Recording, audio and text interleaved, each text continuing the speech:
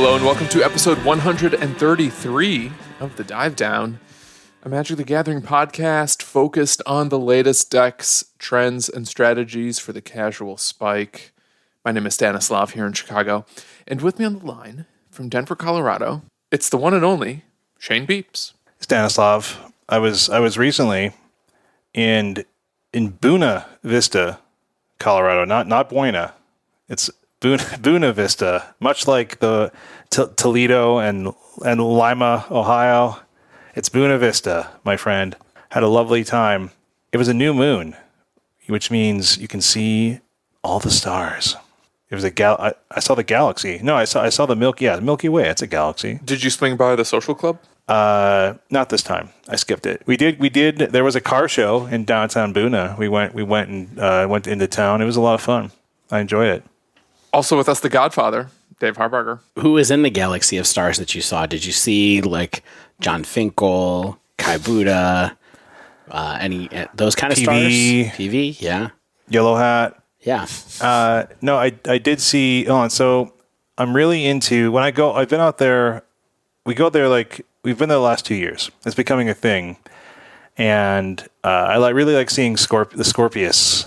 It's a really cool and very easy to see constellation, and it's right. And then I like seeing Ursa Major, and that looks a lot like LSV. It's very sort of rectangular. It's cool. I like it a lot. It's good. And this week's episode, we're diving into one of the best new decks in Modern, in also one of the best color combinations from all of Magic. I mean, that's fine if you don't want to introduce me. That's okay. I did. No, there was no official Godfather introduction. That's fine. I said also with us, the Godfather, Dave Harburger. That's when you said, who did you see in the Galaxy of Stars? I teed you up. Oh, that's fair. Roll that beautiful Dave footage. Re-roll it. I'm tired. I've been packing all weekend. Oh, man. My house looks like nothing has changed. There's just boxes everywhere, and everything is still out, and I haven't even packed any of my Magic cards. A little scared. Oh, man. How are you going to move those, Dave? How are you going to move the Magic cards? Because when I moved, I definitely moved those in my car. I did not put that in the moving truck. Well, I'm going to put my good stuff with me somewhere. The bulk, though, Shane, the bulk. Oh, yeah. What am I going to do with all these commons and uncommons? Have the moving folks move that. Well, Dave, just find another room to put it in, Dave. Yeah. I will always take your bulk. Where are you going to put it? I'll hoard it.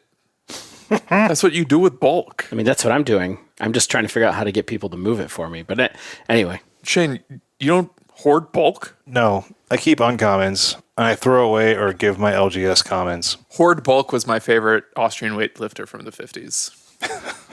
Horde Bulk was my favorite side character in Game of Thrones. Horde Bulk is my favorite Sonic Youth track. On this week's episode, we're diving into one of the best new decks in Modern, and also one of the best color combinations from all of Magic. It's Izzet Murktide Week. We're going to talk about all the best cards in this Modern deck that's been successful in tournaments and leagues. We're going to cover Island. We're going to cover Mountain, Steam Vents. Yeah, that's the whole list for me. Just put Lightning Bolt on there, and I'm happy. How about the best cantrip in all of Modern? Lightning Bolt. Serum Visions. We'll also kick off the show with a breakdown highlighting some of the spiciest brews to pop up in Modern leagues and elsewhere in the last week. But first, we got some housekeeping to do. Shout out to the newest patrons to join the Dive Down Nation. We have Rhythmic Discord, Eric O, and also Alan C, who actually joined a week ago, and I think we missed them last week. So sorry about that, Alan, but thank you for joining the nation. I'm shocked that the Rhythmic Discord has joined us because they wouldn't give me access to the Rhythmic Discord. They said my rhythm was no good.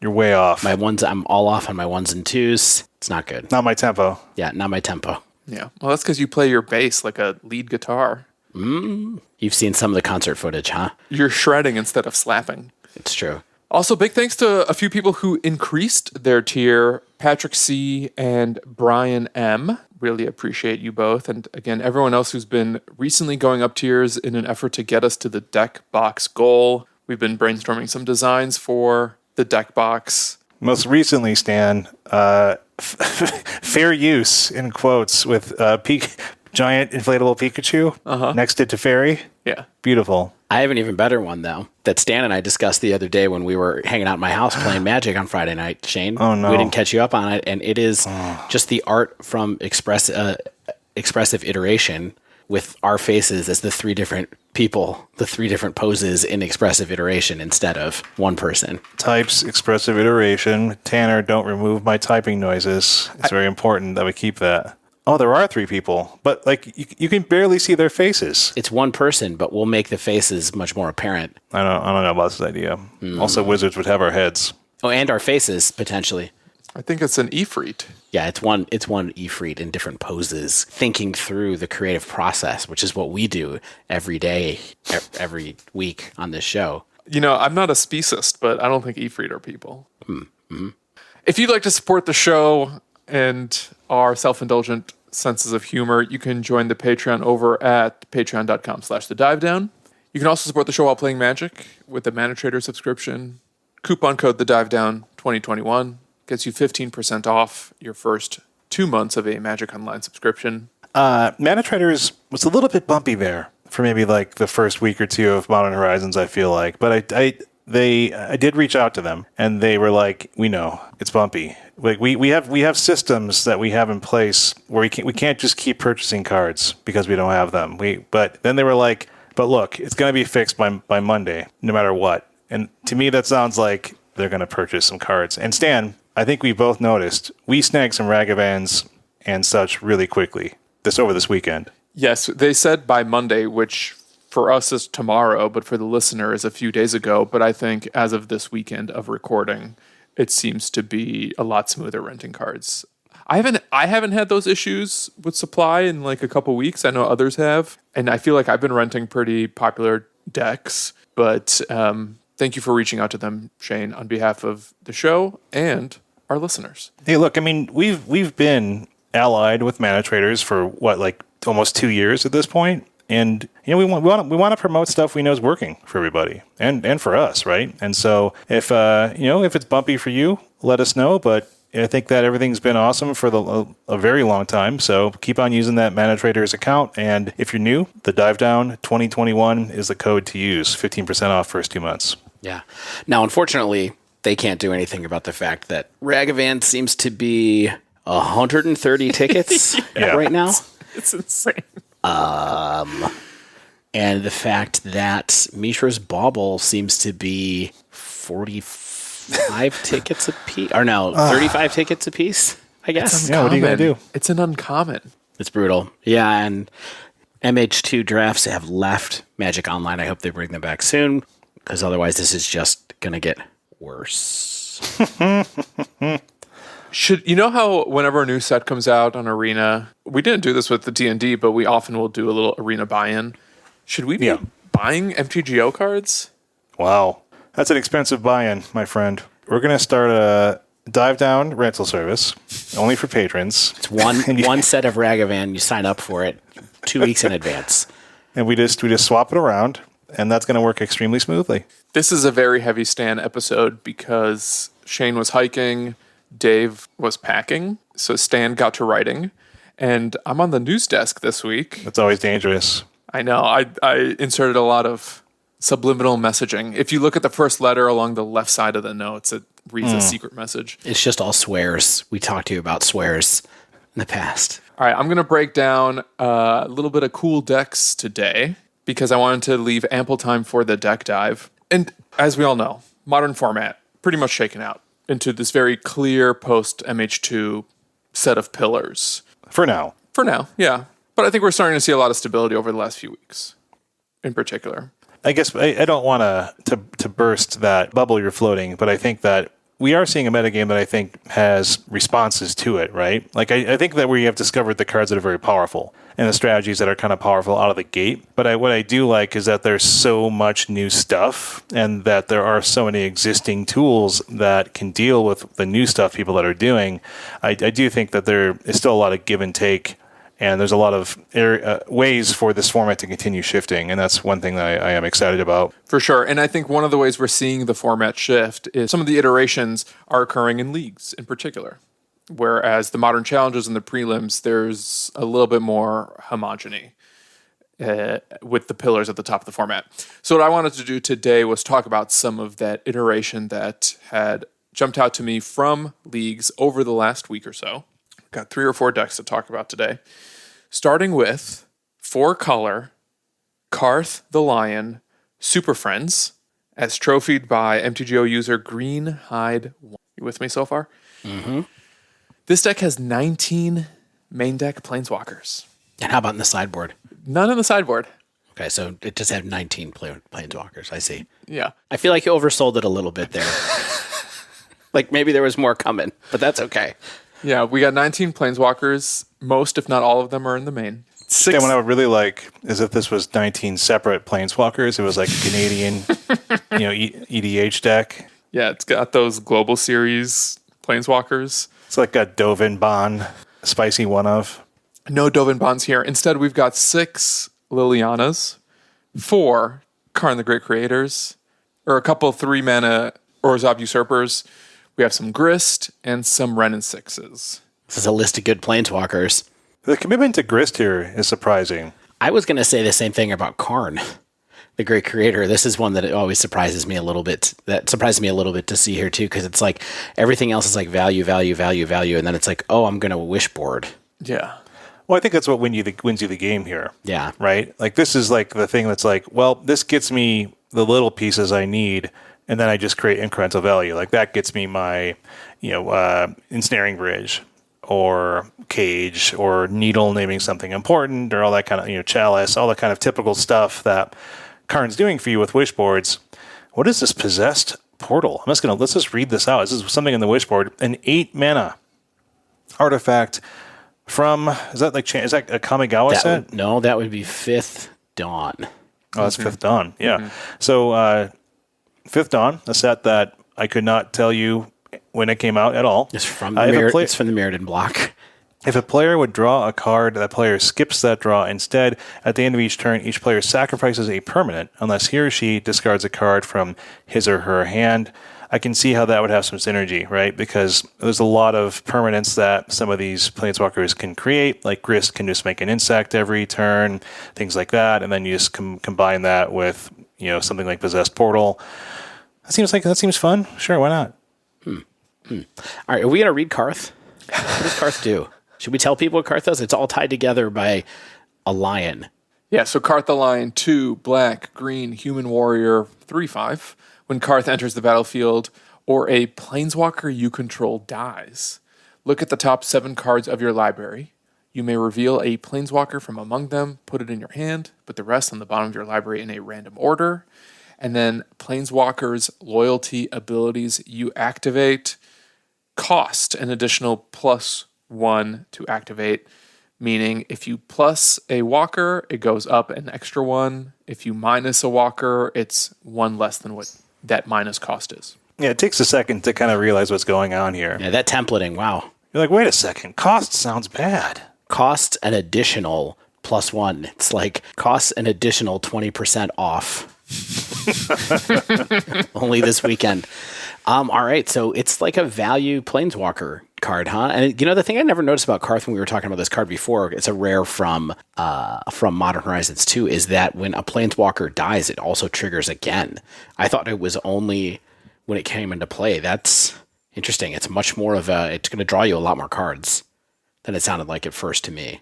And then, of course, this deck has the Oath of Nissa package that kind of digs you up Planeswalkers, lets you spend mana of any color as you want to cast Planeswalkers. And then also, it's got the Utopia Sprawl Arbor Elf engine, which everybody loves for just good ramp.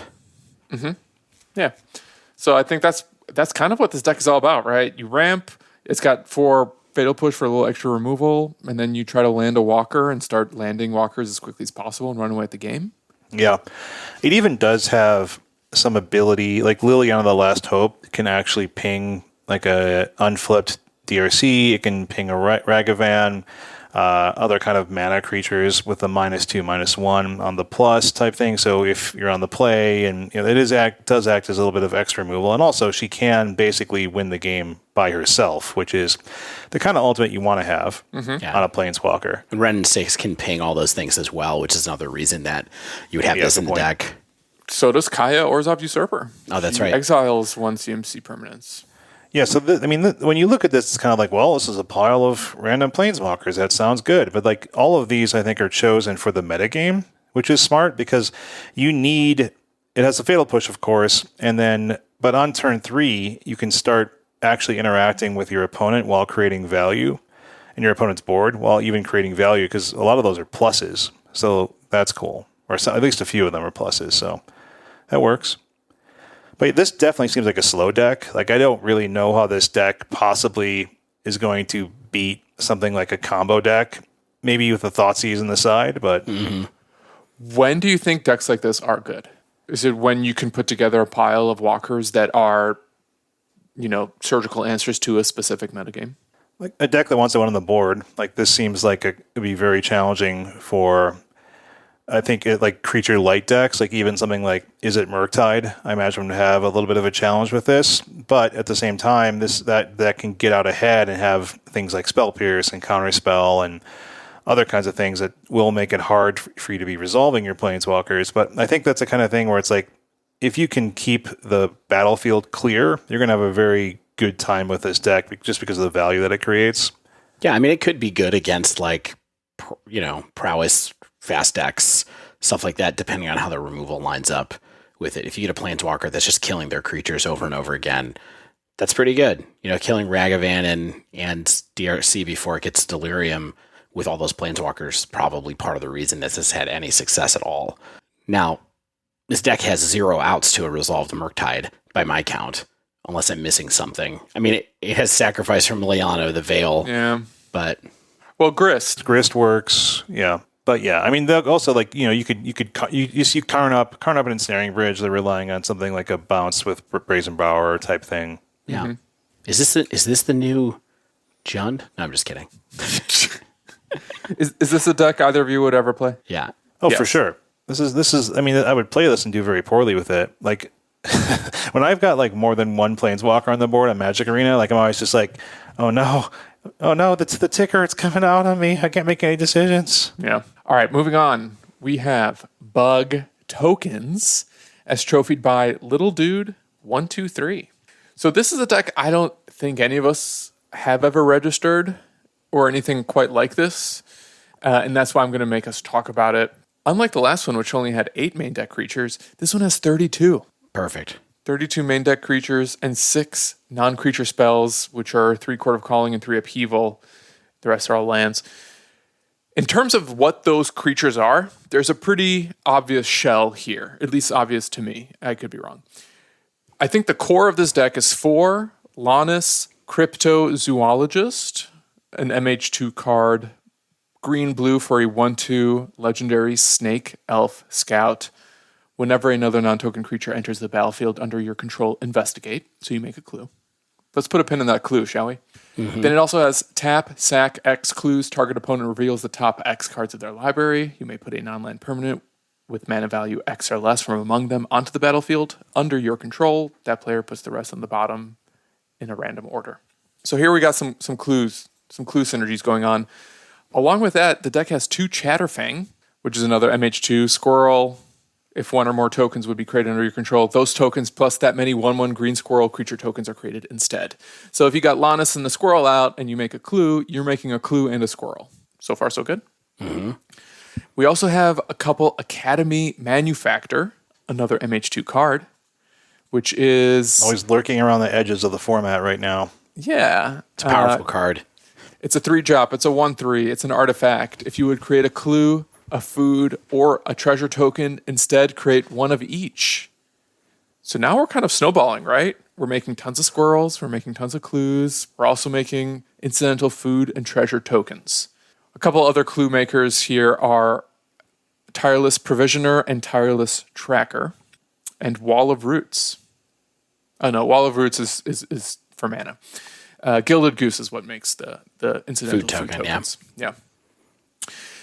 On top of that, we have 4 Urza High Lord Artificer. Pretty nice way to turn all those clues, all those artifact tokens into mana. Okay.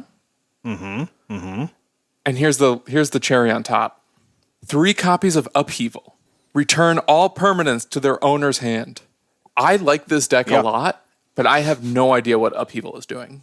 We talked about a similar deck to this, like 4 weeks ago. I think we saw it kind of early, and we had the same conversation. It's like we just couldn't figure out, like, okay, you make a bunch of mana, right? And then you float all that mana, and then you cast Upheaval, and then I guess if you just have enough, like the real thing is you just recast your hand, is what it is. Yeah, but you're only making blue mana, right? You're only making blue mana with the Artificer, or maybe you have a bunch of treasure as well. You have lands out, you have some treasure, you have foods that you're tapping for mana.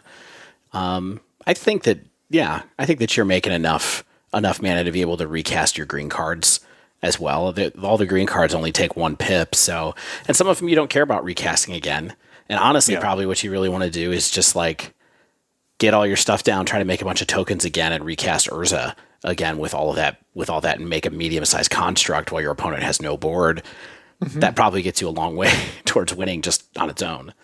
So I don't know how much mana you can make with this, but maybe if you can manage to get up to where you're generating like 15 mana in a turn off of tokens, you're upheavaling, you have 9 mana left, and then you get to do a bunch of stuff like that. That makes a lot of sense to me. That's what the card was used for classically as well. I like the idea of how snowbally this deck is, because I think there comes a point where you have like Academy Manufacturer out with Alanis or Chatterfang, and you're just generating crazy amount of tokens that run away with the game inevitably. Either because like you make enough food to keep you alive, you make enough clues to dig through your deck, or treasure to basically have all the mana you need to cast anything and everything. Chatterfang, this is a deck that maybe one day, if I lose a bet, I would play. All right, last one from me for breakdown. This is a little bit of an amuse-bouche of what we're actually diving into. Just a taste, not quite similar, but different. It's modern Izzet Phoenix, as trophied by friend of the show, Aspiring Spike. In addition to some of the Modern Horizon 2 includes that Spike has been testing in this deck. Spike and others have actually been testing in a Phoenix shell, namely Faithless Salvaging and Dragon's Rage Channeler. Since the release of Adventures in the Forgotten Realm, Evert has also added 4 copies of Demolich. For those who don't recall, Demolich UU, as in blue, blue, blue, blue. For a 4/3, the spell costs 1 blue less to cast. For each instant or sorcery you've cast this turn, whenever Demolich attacks, exile up to 1 target instant or sorcery from your graveyard, copy it, you may cast the copy. And then you may cast Demolich from your graveyard by exiling 4 instants or sorceries from your graveyard, in addition to paying its other costs. Spike was streaming with this deck, and I got to watch a little bit of it, and Demolich was an impressive additional threat to the deck, and it led specifically to play patterns that reminded me of old Hollow One builds in the Faithless Looting days, but without some of that random variance you got from the Hollow One discard cards, like Goblin Lore or whatever, where you're just drawing and discarding blindly. This one felt you're just casting your cantrips or other spells, and then you make a 4/3 and some number of 3/2 hasty flyers. Is my pick from Forgotten Realms actually a good card? Is this a good card, we think, or do we think this is just tricky right now? I don't know. Stan, I watched a few hours of Spike stream this. It was on the background. I was kind of listening to him and when he was talking about it, because I was at work, but it was my soundtrack for the day. And the stuff I was watching, it seemed pretty good. I think the fact that it is in an Izzet shell right now is what makes this card a lot better. But I think you are right, where I did feel like there was a lot of Hollow One-ness to it, where it's like, okay, I got ahead and I have a 4/4 that doesn't fly or anything like that, but it does have a lot of advantages because it fits into, I think, a better synergy than randomly discarding stuff. Like the overall deck is a lot better. Yeah, totally agree. And it has that Hollow One-ness of sometimes on turn 2 or turn 3, you'll cast a bunch of spells and then you flood the board with several of these because you can cast them all for free. And then if you're really firing at all cylinders, you get to then also make some birds in the process too. Yeah, I saw the turn that Everett had where he cast 4 Demuliches in one turn on turn 4, and that was interesting to see. I mean, you don't win immediately with that because it doesn't have haste, but you get to cast maybe a lot of spells the next turn if they survive, which is pretty cool. I'd be excited if this card was good, if this deck was actually good, but... Until Demolich entered the pile, I didn't think Faithless Salvaging was that crazy good, but I really like it here where the rebound is a free trigger or a free spell toward your Demolich count, as well as your bird count. And I thought that actually was a bit more interesting than just, playing Faithless Salvaging as a Faithless Looting impression. Yeah, that's an important aspect for it for sure. There's a lot of turns that I saw where it just, the deck was firing on all cylinders, and it happened fairly often, where it's just like bing, bing, bing, clear a couple blockers, cast a couple spells, mill a few things, have a few Phoenixes and a Demolich back on the board. Like, it did have good synergies. I think the deck will continue to be iterated upon if I know Spike, and I wouldn't be surprised if we're continuing talking about decks like this in the coming weeks as yet another cool Izzet build. That's all for me, but at the 11th hour, there's another deck added to the notes. Where did this come from? Yeah, well, it came from me because I did want to add something to this Cool Decks Inc. version of the breakdown, and it's also a deck I've been playing a good amount of when I can, and it's Hammertime, now with Ingenious Smith. So I bet I'm having a lot of fun. That's my favorite 90s trip-hop band, Ingenious Smith. Isn't that one of the clones that Neo fights in The Matrix? Mm-hmm. They were so good. I love their track from the Garden State soundtrack. Do you remember that? It's the most beautiful song you'll ever hear. It was so good as music for the trailer. Remember that trailer with Zach Braff with an arrow? Didn't he have a bow or something? Yeah. Remember that scene when they scream into a landfill in New Jersey? It's so good. Yeah, it was good. This card will change your life. Well, Hammertime's deck, I've had a lot of fun with lately. We did talk about it recently. It's a good combination of aggression, combo synergy, resiliency, and there's just a lot of top decks that can win you the game. And then Luris gets you just like a single card back out of the graveyard, turns that game around. But it won big this weekend. 6 pilots in the top 32 of the challenge on Saturday, and 4 pilots in the top 8 alone on Sunday. Thanks again to Bamzing on Reddit and on their Twitter for digging up the Sunday results because they're not yet live on their mothership. I really think what Bamzing does is just crowdsource this data. He's just looking at what people post on Twitter, maybe what Fire Shoes is retweeting. He's talking to people and saying, what did you play? What did you play? What did you play? I faced this. And it's just like, they just put this together, and then we have the top 8 even without the actual results. So 4 of the top 8 on Sunday, Hammer Times. And on Saturday, Hamuda MTG or Hamudio 3 on Twitter took third playing with the Forgotten Realms card Ingenious Smith, which is something I think we all maybe overlooked a little bit. It has good synergies with the strategy. Ingenious Smith, 1 and a white. Creature, Human Artificer, 1/1. Well, that sounds bad, Shane. Oh, wait. When it enters the battlefield, you look at the top 4 cards of your library. You may reveal an artifact card from among them and put it into your hand. Put the rest on the bottom of your library in a random order.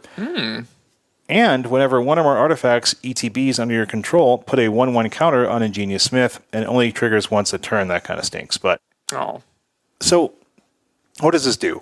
It's a 1 and a white. It ETBs. You look at 4 cards. You do like a little Ancient Stirrings type effect. You reveal. I think we would call this one, what is it, Glint Nest Crane? Is that the card that does something really similar to this? I'm going to look that up really quick.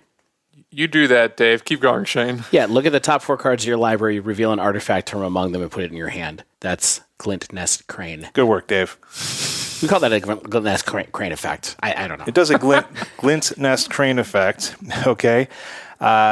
So it provides card advantage. It must be removed, or else it can take over the game with all the 1/1 counters you're adding every turn. You're playing artifacts a lot in this deck. And sometimes at instant speed, right? With Sigarda Sure. there? Yeah, it can be a little tricksy there, too. And you play this over Giver of Runes, I think is pretty clear. And I've always found Giver a bit meh. It's situational. It's not necessarily on theme with the deck. It's just not powering up the deck. It's just sort of providing protection if you need it. And I think Ingenious Smith seems like a pretty great ad here. My hesitation, just sort of gut, is it does cost 2, and I feel like it in this deck costing 2 is actually significant. Like it's But this requires an answer from your opponent. It replaces itself and provides card selection.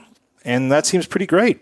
I also think this is a great chump blocker for this deck because not only does it replace itself by finding an artifact, but if you're able to recast it with Lyris later in the game, and let's say you don't have anything else worth casting with Lyris, this helps drive your engine. It's just a new tool that helps this otherwise very all-in aggro deck grind into the long game. Yeah, that's something that I think when anyone who plays this deck immediately respects, or plays against it even, immediately has to respect the fact that it is not Infect, because it doesn't just need... I mean, Infect has the capability of winning long games, right?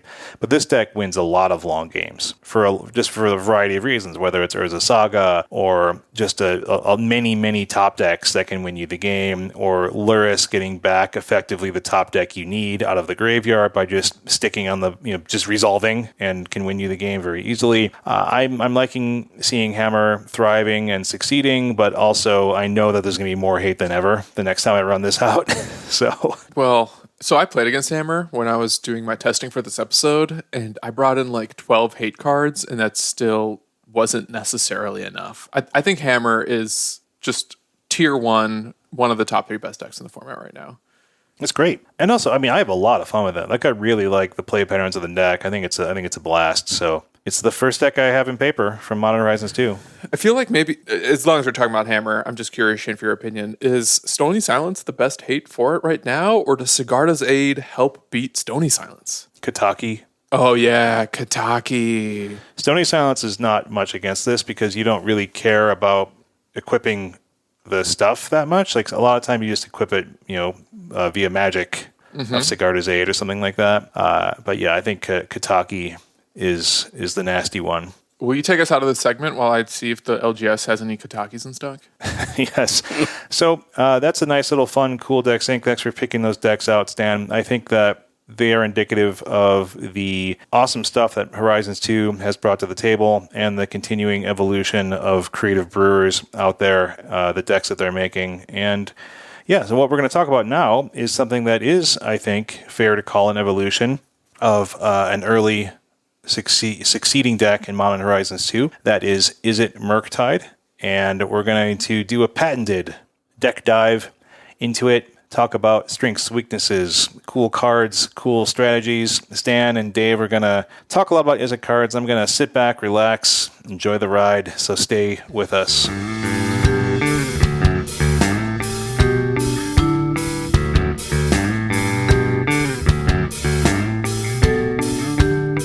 And we're back. If you've been keeping up with the competitive modern metagame lately, you've likely noticed the emerging success and popularity of Izzet Control, also known as UR Murktide. No, you are. What? Izzet Control is just known as Izzet Murktide now? I think it's Blue Moon that's just known as UR Murktide now. Prove me wrong. Call it what you will. A couple of the Dive Down's frequent guests, Dave and Stan, have a lot of love for red-blue decks. So for today's episode, we're diving into the blue dragon in the room to talk about how this Izzet Murktide deck works, explore perhaps why it's been so successful lately, how people are playing against it, and also tips for piloting it yourself. To start, let's briefly break down how this deck is built, and then we'll talk strategy. I'm not going to really read off all the cards. I think a lot of these cards are pretty familiar now to most modern players, but the essential shell of it, 12 to 14 creatures. 4 Ragavan, 4 Dragon's Rage Channeler, and 4 Murktide. Basically stock across all copies of this deck. There are a couple flex spots, which are sometimes cards like Snapcaster Mage. Brazen Borrower has been seeing more play lately in that slot as well. I've occasionally seen Vendilion Click and Subtlety also. So let's talk about the core threats for a minute. Originally, when I saw people messing around with this, I think that people were trying to get away with less than 4 Murktide Regents. I do not think you should do that, right? No. I know it's huge. I know it uses your graveyard. I know that sometimes people feel like you don't want to tax your graveyard by having that many delve spells. It's fine. It's fine to have them, to have 4 of them. You fill the graveyard quickly with this deck. Very. And you can just, if it ends up in your graveyard, then you just mill it, you delve it away to the other Murktide. It's okay. Mm-hmm. So anything else to say about, you want to start at the bottom of the curve, Stan, and talk about those real quickly? Or have we spent enough time the last couple of weeks talking about stuff? Is this Ragavan okay?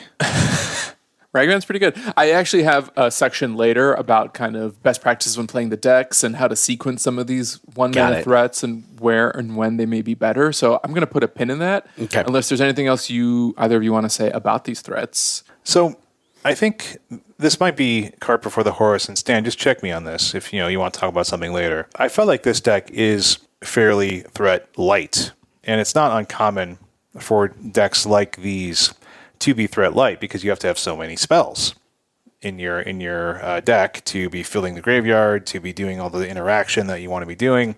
And so I think that it's a weird tension I felt, and I definitely do want to talk about this later and the strategies, is playing something out onto the battlefield can be risky when your opponent is representing or they have interaction, right? Where it's like, when do I play this turn 1 Ragavan? When do I play this turn 1 Dragon's Rage Channeler? What am I working towards? Am I working towards a fast Murktide? And I think that's the thing that I think makes this deck interesting, is that it's not always, you don't always play it in the same way, because I think there's times when you can get a lot more value out of a Dragon's Rage Channeler than you can just playing it out naked on turn 1. And I found that to be interesting about the deck. But I think the main thing I wanted to point out here, and Dave mentioned it, is if you have 12 threats, don't shave on the one that the deck is named after. That's interesting. Yeah. Dave, you're telling me you never shave a Murktide for game 2 or 3 of a match? We can talk about it more later, but I don't think I did. If I saw like Leyline game 2 or something. I will say, Stan, you've played a lot of decks like this in the past. Yeah. Blue Red Control. Yeah. With this kind of type of threat. Not the same threat package, but like a light threat package. What do you think about a deck when you're thinking about it, when you, like Shane was saying, when you realize like, oh gosh, I only have 12 creatures that I really have to attack with? How does that change the way you think about playing your game? I think it makes it much more important to know what type of opening hands lead to certain play patterns. And what I'm not saying is that you need to mulligan toward a threat. I actually think it's okay to keep a hand that's all interaction and no threats, because what that basically means is you're on a controlling plan that game, since everything else in the deck is control.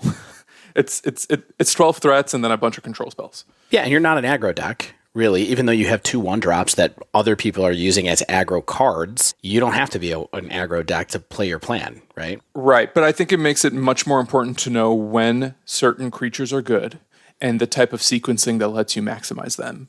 And what I really love about Shane's preamble here was that you've kind of teased some best practices I've laid out later on for when I think and when I'm going to pitch to play turn 1 Ragavans versus turn 1 Dragon's Rage Channelers versus holding up interaction instead of playing spells. So stay tuned for that stuff. Okay, so let's talk about the next.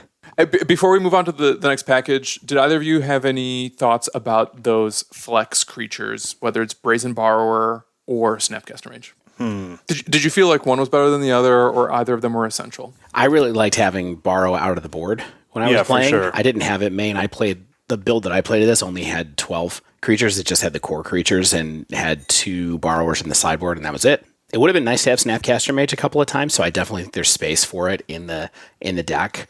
And I also was playing around with having Subtlety too, but I didn't get a chance to try it. I think Subtlety is particularly good against in like a mirror match kind of situation, although it doesn't do a lot once Murktide is resolved. Is right. the thing that worries me a little bit about Subtlety, where Brazen Borrower, I think, kind of is still good in that situation, of course. For sure. All right, let's talk about this next package, the instants and sorceries. The ones you know. There's a lot of them. Can we start with sorceries first? 24 or 25 of them. Yeah, Shane, what are the sorceries in this deck? The sorceries, well, definitely they start with 4 Expressive Iteration, which is everybody's favorite card that came out of Strixhaven. Yeah. And it's probably worth more than most of the rares in Strixhaven at this point. You know it. You love it. It's 2 mana, so sometimes it's pricey to play, and you have to really think about how to play around it. But all of these Izzet decks in Modern are leading to tons and tons of decks that have Expressive Iteration as well. The sorcery package is a little bit different. The other sorcery that's in this deck, a lot of times it looks like it's Serum Visions. The deck that I played had 2 Sleight of Hand and 2 Serum Visions. I'm not totally sure why it had 2 and 2. I just kind of picked up the list from a League 5.0 list to play around with.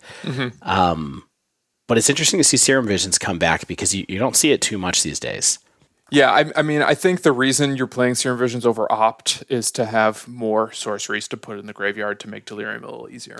For sure. Although I will say that this is also ostensibly a control deck, right? And so you have a little bit more time available to just kind of like be fine with playing in certain matchups, especially if you can intuit the matchups, to just play Serum Visions turn 1 to set yourself up for the rest of the game. And it does way, way, way more work than Opt does, of course, in that situation. So there are definitely things that are just better about it.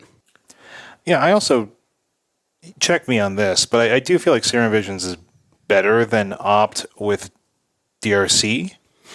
And the reason I say that is because like you get the draw, like you sort of get the scry off of the Surveil, and then you get to draw that card, and then you set up 2 draws after that, which is almost like you get like more of the Buffalo than you do with like the single scry, then draw off the Opt. Yeah, it's kind of doing a little bit of a preordained impression when you have DRC out. Yeah. I mean, I think it's okay. I think that Opt is probably okay with DRC 2, but it's like, I just think you get to dig that extra card is meaningful here for sure. Other than those sorceries, we have 4 Bolt, 3 to 4 Counterspell, 4 Thought Scour. Those 11, 12 cards are basically stock. We also have 3 to 4 Unholy Heat for some extra removal, and then some number of Archmage's Charm and or Force of Negation as well to help round out your Counterspell package. I've also been seeing some decks, some players choosing to shave Force of Negation altogether, and they're going into maybe some main deck Spell Pierce, which people are considering pretty strong right now. Like I know Harry MTG and the folks over at Midweek Metagame all played this deck as well this week, and I think they all enjoyed Spell Pierce in the meta right now. I can tell you I enjoyed Spell Pierce because my deck, the build that I played, had 3 main deck Spell Pierce. Yeah, I ran 2 and I liked them. Yeah, and it was good. I see. Yeah. I'm surprised. I haven't drank the Spell Pierce main deck Spell Pierce Kool-Aid yet. My list had Lightning Bolt, Thought Scour, Unholy Heat, Counterspell, and 3 main deck Spell Pierce. No Archmage Charmed in the 75. No Force of Negation in the 75. So it was kind of pre-boarded to play against 2 different types of decks, I would say. One is Cascade. Yeah, Cascade for sure. Because everyone's trying to go off on 3. Right, they're not expecting it. And then the other thing is just all their blue Counterspell decks. You just have that right away. I liked it. I think Spell Pierce is a really good card right now too. So it's interesting to hear the midweek metagame people who are, good players saying the same thing. Finally, we got 4 copies of Mishra's Bauble to help enable Delirium on Dragon's Rage Channeler and Unholy Heat. Also helps inform some of your sequencing decisions, gathering information about your opponent's game if you target them with the Bauble, and even, of course, filling your yard for Murktide Regent. Yeah, and lets you play with a 56-card deck. Right. Yeah. Even though typically you're supposed to register 60. If you don't tell, I don't tell, Stan. Just another reminder how good this card is in combination with lots of the cards in this deck. I mean, it's great with Serum Visions. It's great with Dragon's Rage Channeler. It's great with fetch lands, of course. So there's just all kinds of stuff you can do. What is it about Bauble and Serum Visions that you're referring to? It's just you get to know if you want to cast it right away. Like you get a chance to look at the top of the deck and then know if you want to cast Serum Visions, to draw that top card. So it's just another way to kind of maximize Bauble. Interesting. I hadn't really considered that specific interaction. It's like the worst synergy, but it's still there. Yeah. I can see it being relevant if you want to. I mean, level 1 is Bauble yourself to decide how you want to sequence your lands and whether or not you want to fetch. But also doing that if you know you can Bauble, fetch, and cast a Serum Visions. Right. Seems pretty cool. Right. Well, and then even with Thought Scour, sometimes you can Bauble, look at the top of your deck and go, oh, I don't want that card. Then you can cast Thought Scour to make sure you don't get it. So there's lots of different ways to make it good in this deck. Right. Bauble. I don't know how many days you have left with us, Bauble, but this is yet another good shell where you're good. Yeah. So, Dave, you mentioned we had done a little DIY FNM on Friday, and while we were playing together, and I was playing this deck against you, you said that you think Bauble's the next card to get banned. Do you think that's just because of its ubiquity and how it's basically seeing itself in almost every Lurrus deck and almost every DRC deck these days? Yeah, I mean that's just part of why I think Lurrus is probably just going to break it. That's what it is. Like it's finally going to be like it's so good in decks with Lurrus, it's so good in decks without Lurrus, it's good in decks with Urza. Like I just think its days are numbered. Mm-hmm. We'll see. Shane, what do you think about Bauble? Do you think it's ban worthy yet? Oh yeah, it's potentially better than Gitaxian Probe at times, and that's saying something, right? So I don't know. I think it needs to go. Why not? Get out of here. Because we bought them for $30 each. That's why not. Here's the real thing. Okay? Like so a lot of conversations around bans lately, I feel, and I think for very good reasons, have been, is it too powerful? Does it require a synergy that's actually hard to set up? Like what's it doing in a vacuum? And I'm more and more have been falling on the side of what good is it doing to the format? Like what good is it doing? Like what is it actively doing in Modern right now besides making a very powerful strategy even more powerful? It's making all of my decks good. Is what Bauble is doing. Every deck that I have is a Bauble deck right now. And I think that you can argue back and forth about relative power level and the power level of an individual card and all that kind of stuff. And I think what I've been kind of coming down to over and over again, and it's not even just on this card, but on others, is like, is the format better without it? And I think that the format is probably better without Bauble. And it has probably been at certain times in the past as well, and we're just seeing it pop up again. And Spike, I'm just going to steal a little bit of his words. Spike over on Mishra's Babble this week, they snagged him as a guest, so good on them when we've been sleeping. He said something like, "This is the worst that Bauble will ever be right now, because it will continue to make more cards that make it better. And so right now is the floor, and it will continue to always be just the floor of this card, and it's extremely good. And so it's just the kind of card that just is going to improve in power level and improve in utility. And so, maybe it's time." So up next, I want to talk about the sideboard in these Murktide decks before we get into strategy. They're obviously iterations among sideboards of all the decks we've seen, but they seem to have pretty consistent pillars or sections within the sideboard, little packages, if you will. Most of them have 2 to 3 copies of either Blood Moon or Alpine Moon. I've also seen prescriptive counters such as Spell Pierce or Mystical Dispute. I've been playing Flusterstorm, Force of Negation will pop up here, Aether Gust as well.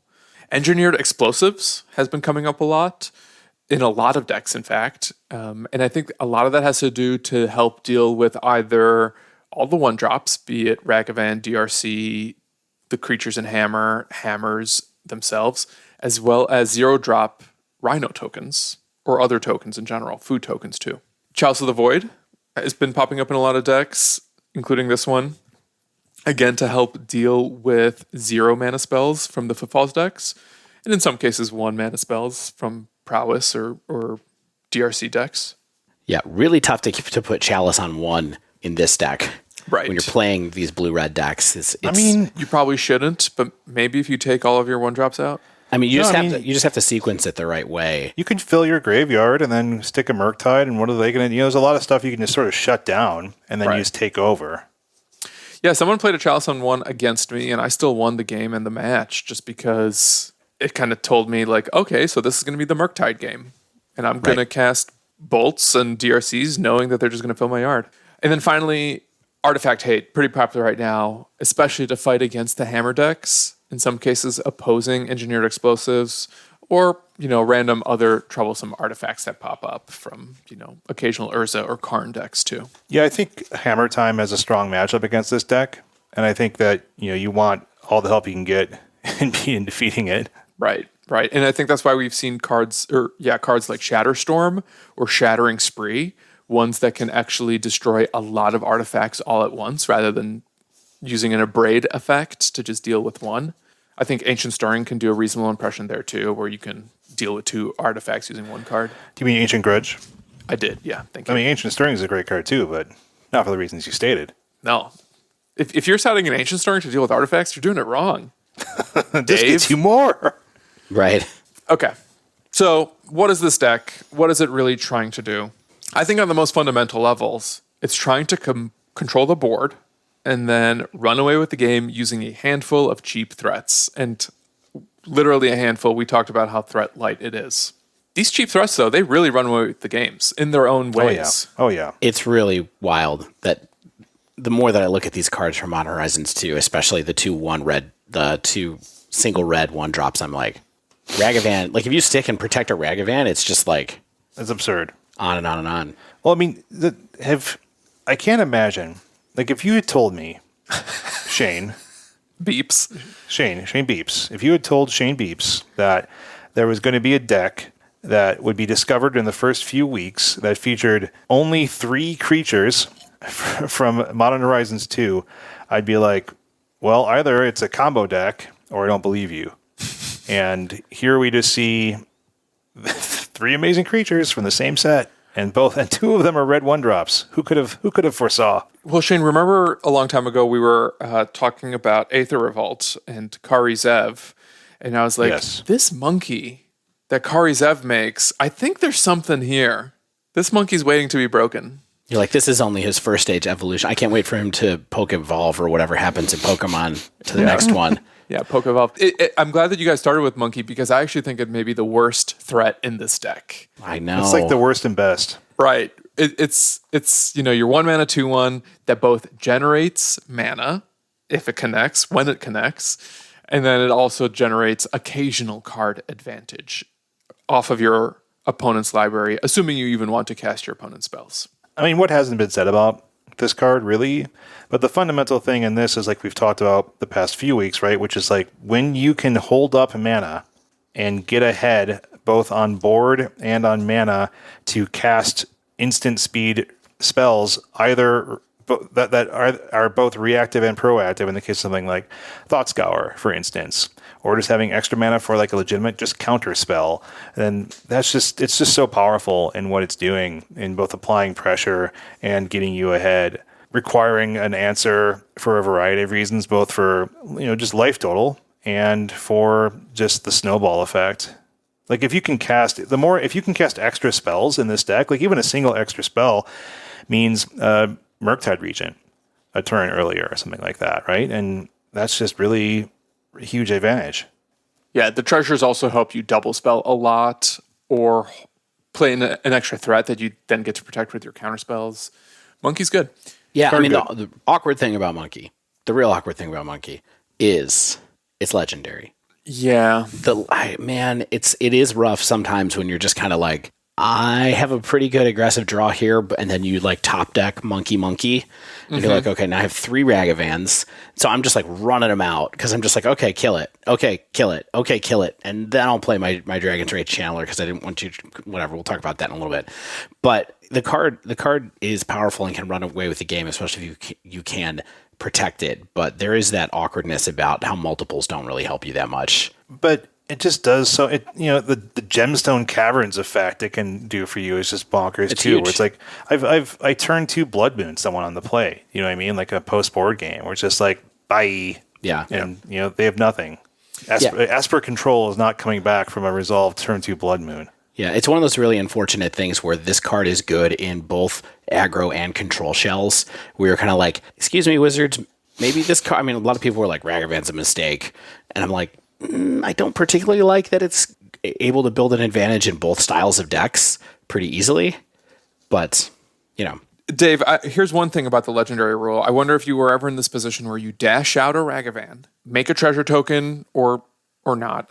Treasure token, irrelevant here, but then cast another Ragavan and let the first tapped one just die. Yeah. That's a line, right? Isn't that like kind of a reasonable line, especially if you have multiple Ragavans and extra mana? It's a line to turn on Delirium, right? Definitely. Like I think that's probably the main situation where I would think about doing that. But yeah, I definitely did that and would do that. Let's talk about Dash a little bit. I feel like the exploration of Dash and the Monk has not been done super in depth by anyone I've listened to. And I'm not saying that we're going to do it any justice, but when did you find yourself dashing it? I guess is like the main thing that I would ask. That's the first question. So against decks where I knew that most of their interaction was sorcery speed was what I was really trying to do. So against something like Tron, where they were trying to play Ugin against me, I didn't want to lose my stuff to like a played Ugin or a Karn where they were going to exile it. So I was just dashing it in, basically. I would also dash a little bit later in the game where it felt like I needed to apply pressure and I didn't necessarily have time to just cast a 1-drop and hope it untaps. So I love Ragavan for 1 on turns 1 and 2, especially on turn 1. And then after that, I would actually, more often than not, just dash in the Ragavan, especially if I can then hold up additional interaction. And if the coast was clear and I knew he would connect. Yep. But I think Dash gets dismissed by people a lot, and people totally don't understand like why it costs more than the creature itself. Because it's like, oh, I don't get to keep it in play. And it's a couple of things. One is haste is really good. Haste is like a really good ability that a lot of people don't realize is really good. And the fact that you get to use it to be tricky and dodge sorcery style interaction, I think is valuable. And so, that's part of the reason that I think Dash is actually somewhat powerful, and it's a good kind of final piece of text on this card that already has too much text on it. Yeah, I mean, it's just nice sometimes to be able to say, I just want to generate a treasure token here. Right. And like when the shields are down and just get it in, and I'm shocking you and making a treasure token, and that can be perfectly advantageous in a deck that can use its mana so well just to dig. Like in a Turbo Xerox deck, being able to Xerox even harder, add one more copy to your machine. Why not? Why not? All right, a lot of virtual ink being spilled on this monkey. Let's go on to Dragon Rage Channeler. For real though, do we have more to say about this card? I'm sure we do, but like in this deck, it's really good. Yes, right? And it's still for me the Surveil. Like I seriously almost barely care that it's like a Delvery thing. What do you think, Stan? I think it's a 1-mana 3/3 flyer that helps you smooth your draws. I think there are some level up moments that we'll talk about with regard to when to cast Dragon's Rage Channeler. And it's later than you think. I think this one requires a little bit more finesse than Ragavan. Like Ragavan, it's probably always okay to lead with. DRC is sometimes better to lead with. I'm surprised. I thought you were going where my brain was, which is always lead with the monkey. And sometimes it's better to let DRC sit in your hand and get more value out of the Surveil. That's basically what I'm saying, yeah. Okay, good. Although there are corner cases where I think it is okay to lead with Dragon Rage Channel. Oh, sure. I totally agree. I mean, I do think that this is the deck that right now actually takes the most advantage of the Surveil, right? Because nobody else is playing with a delve threat.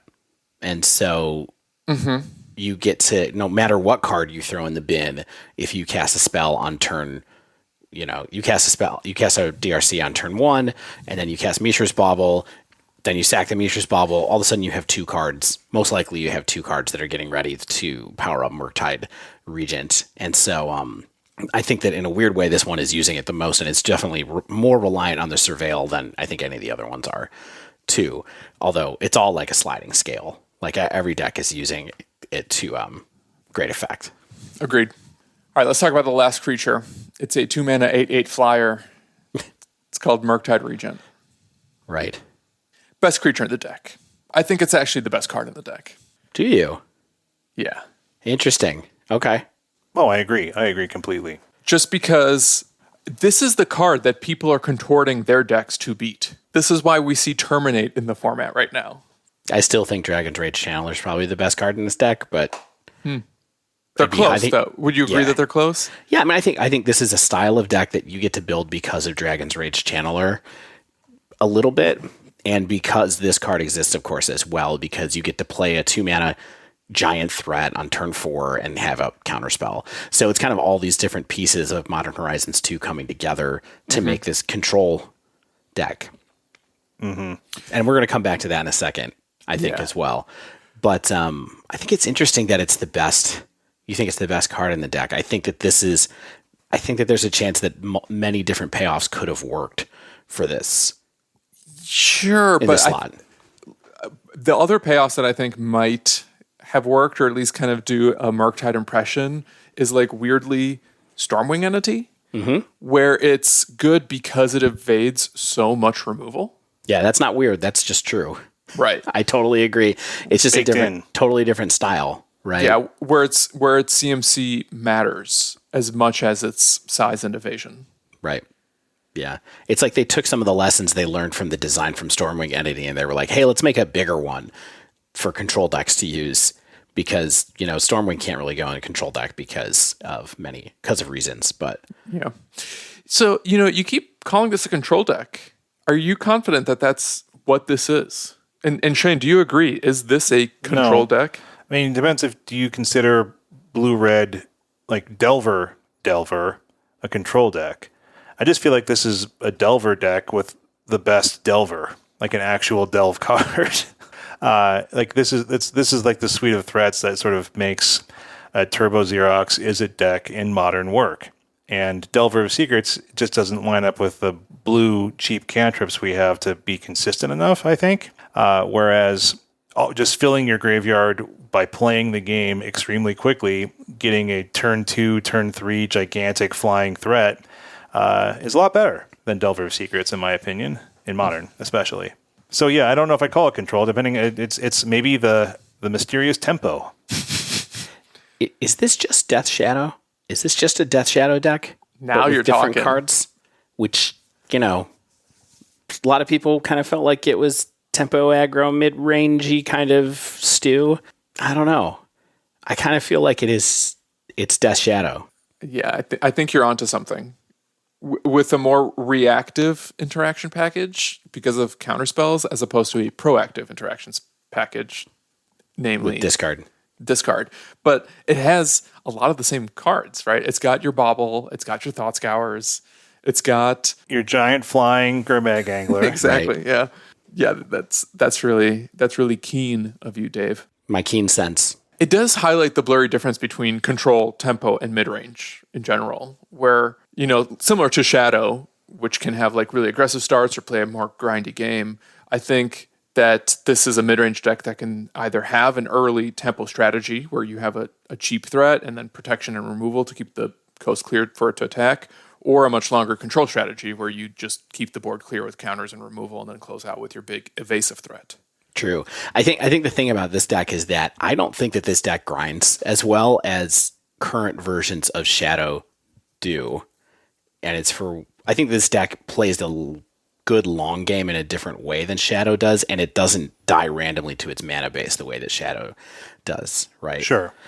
Because you have to play chicken with your life total. But the big difference is, and people, I saw people talking on Twitter and stuff like this, and I think a lot of people, when Murktide was spoiled, were like, oh, this is just going to go in Shadow and be the Delve threat in Shadow instead. I don't think this card is going to go in Shadow because then you can't run Luris. And so Death Shadow has really become sort of like a Luris deck above everything else. Right now, I think not above everything else, but it's like a big creature Luris deck that you get to play. And because of that, you get to go into the mid game where you're like, oh, I'm out of cards. So now I get to like redraw. This deck, for all of the kind of like, this one really relies on expressive iteration to bring you back into the game if you kind of run low on cards in that situation.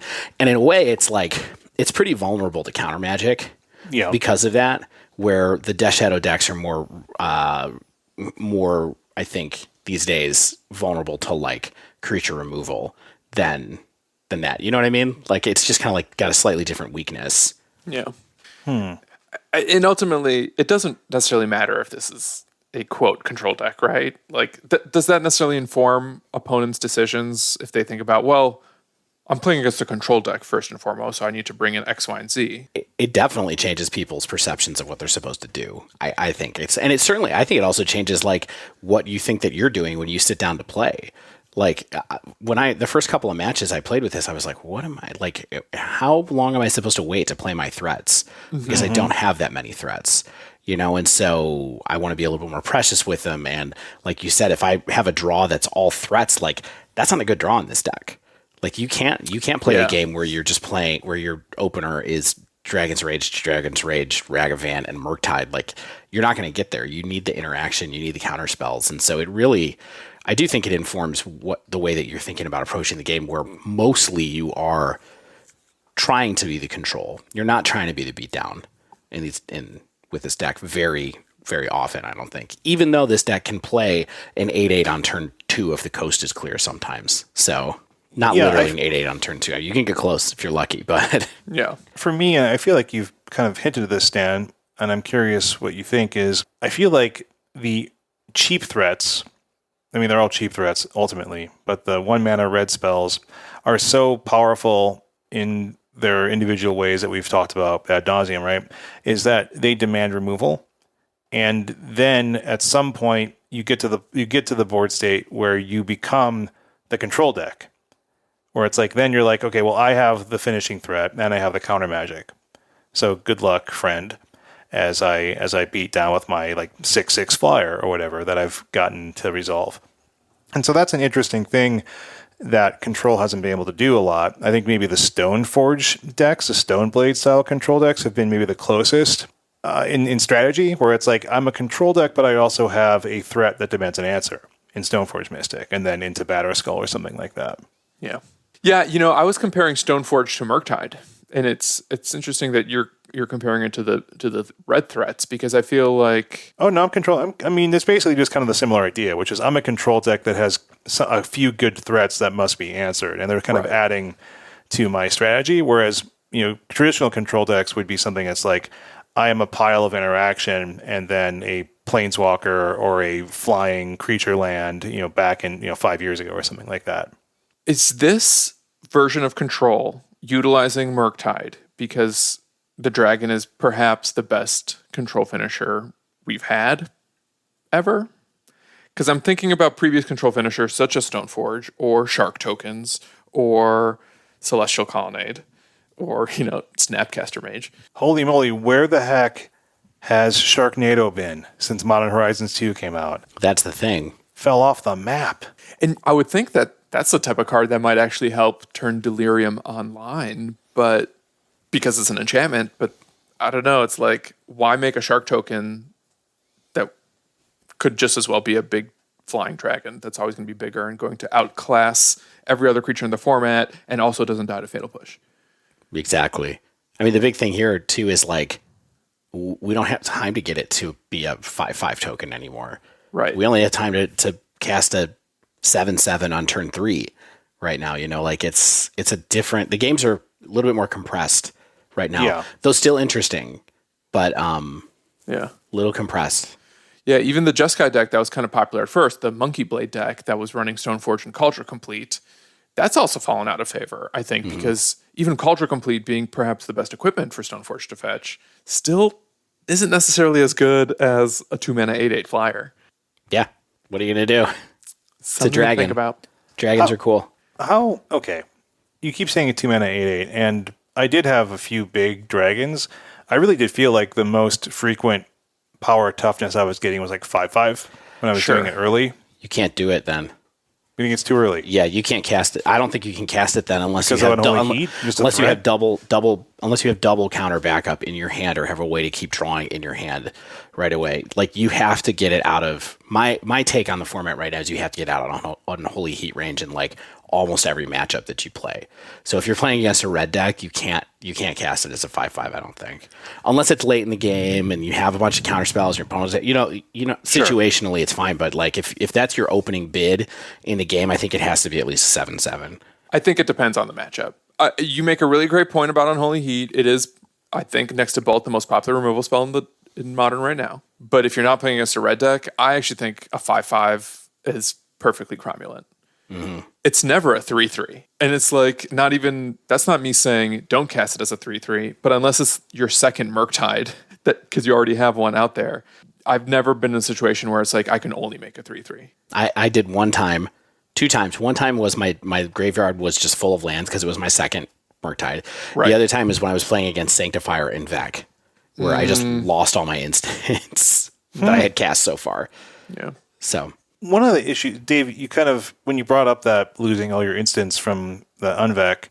What do you this might be something you want to talk about later. This tension does exist, and I think it exists in all Delve decks. Of if I'm casting Regent, that I'm often getting rid of Delirium. Yeah, and that is a legitimate tension. And I'm curious if it's just one of those things where like it's just the squeeze that you have to have, and like it's almost always better to have a 6/6 or a 7/7 flying dragon than it is to just have Delirium enabled for maybe a better Unholy Heat or something like that. Because like the threat is always, it's not even just like the threat of not having a 3/3 Dragon's Race channeler on board, because frequently that's not really usually the case. The case is what happens later. Like if I'm delving away a lot of stuff and they kill this thing, then my deck operates much less good. You know what I mean? Because it's like then my top deck DRC is worse. Then my top deck Unholy Heat is worse. And so it's like I do feel a big tension where it's like I'm getting rid of a lot of fuel here. And so sometimes it's like, well, maybe it's better to not get rid of a bunch of stuff and then use mana instead. And that's just kind of the issue I did feel when I was playing this deck very often, actually. I think that the tension is real for sure. I think that you almost never want to pay more than 2 for this card. I don't remember ever casting it for more than 2, honestly, in the league that I did in its entirety. Here's my hot take of the day. Being afraid of turning off Delirium for DRC because of Murktide Regent is the new worrying about milling your own good cards with Thought Scour. Only you did that, Stan. Okay. And here's why. Remember when I said that this is the best card in the deck?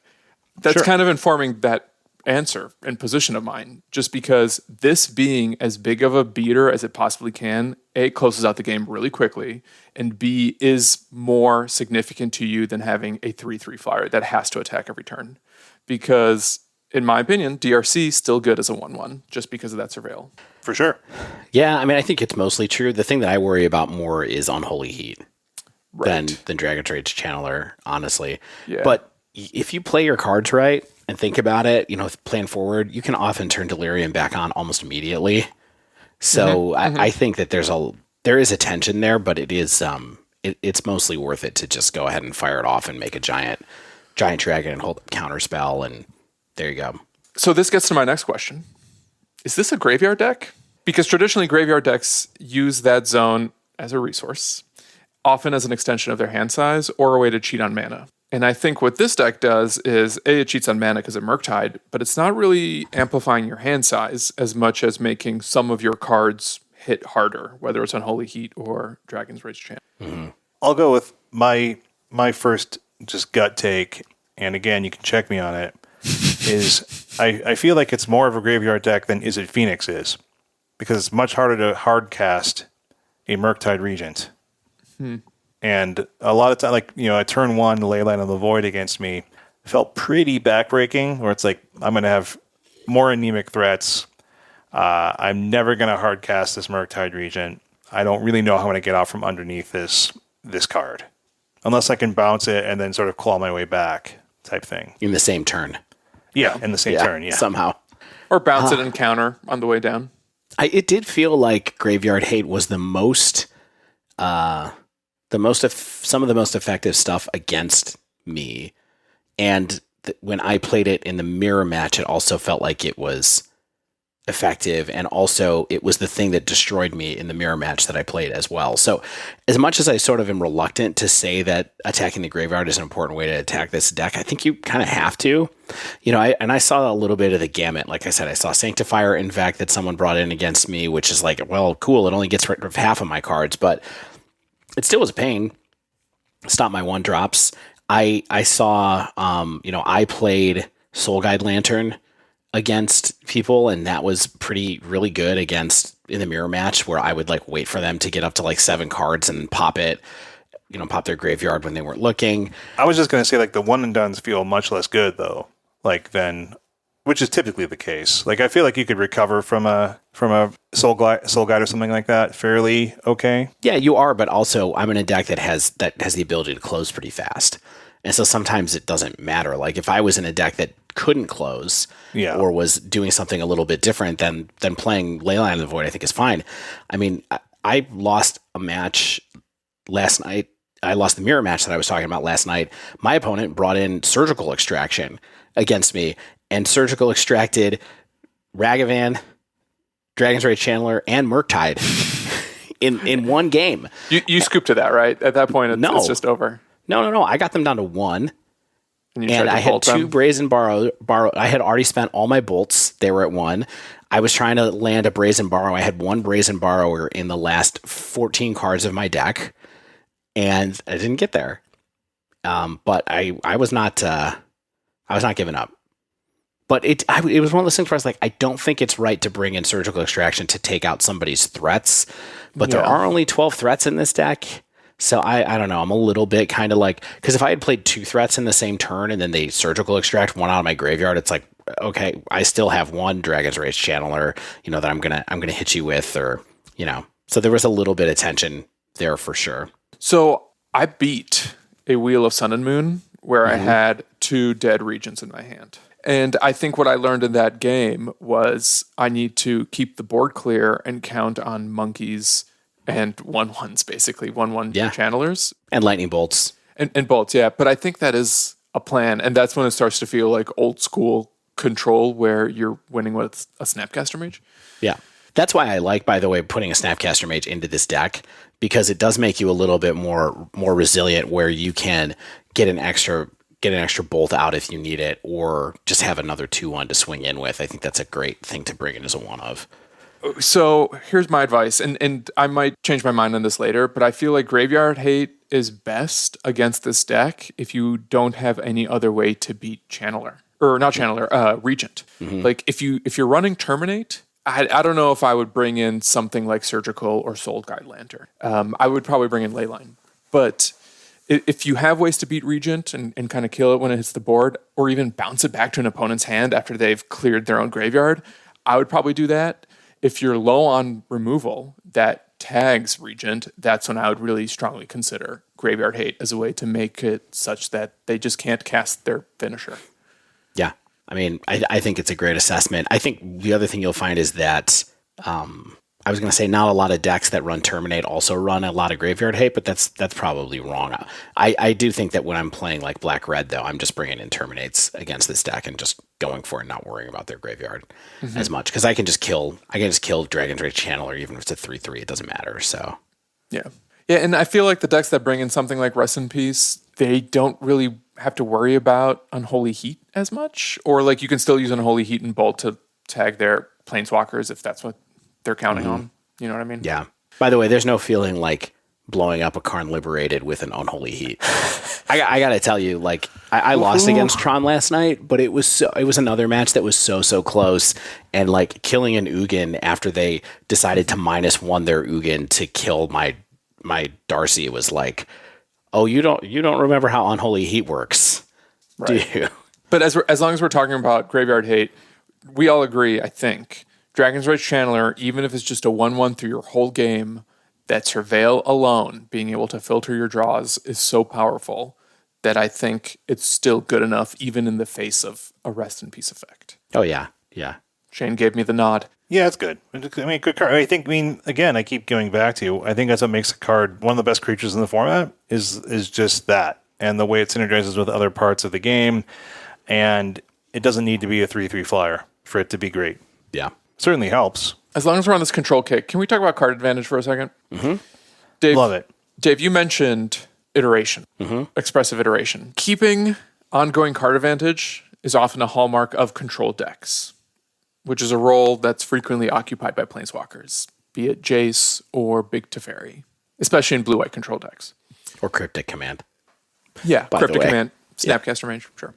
How does the Murktide deck do that, since it runs no walkers? And is expressive iteration really just the only way to do that because it's a 2-mana divination? Yeah, I mean, I think that it's definitely expressive iteration is the main one, and then having access to, I mean, honestly, just the cantrips also help a lot, and Mishra's Bauble helps a lot as far as it's not necessarily card advantage, but it is card control that lets you up the quality of your draws, which I think in some ways, when you have the time and when you have cards that can both kill things that are in play and react to spells, can help kind of function like card advantage.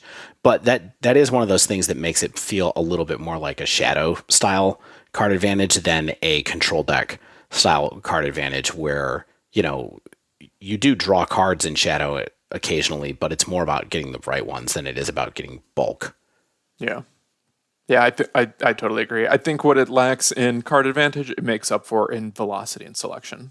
Yeah, and Ragavan randomly does draw you a card, but honestly, in this deck in particular, like when I was playing Black-Red Delirium, in Ragavan, you could be like, yeah, I'll cast this creature. Yeah, I'll do this. In this deck, I often felt like I couldn't use the treasure to cast their cards because I had to hold up Counterspell. Totally agree. The only times I found myself casting opponents' cards were if it was a removal spell that I can use to tag one of their tapped creatures, for instance. Exactly. Or if they had a cantrip and I wanted to, you know, just get through my deck a little more. I honestly forgot that I could cast those spells.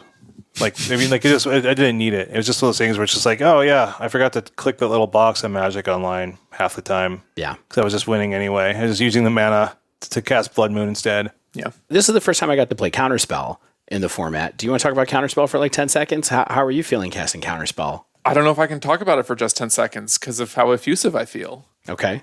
I want to hear Shane talk about Counterspell. No, we don't. He's going to ask us how to cast it. I mean, listen, Dave, you and I both know Counterspell, one of my favorite spells of all time. Me too.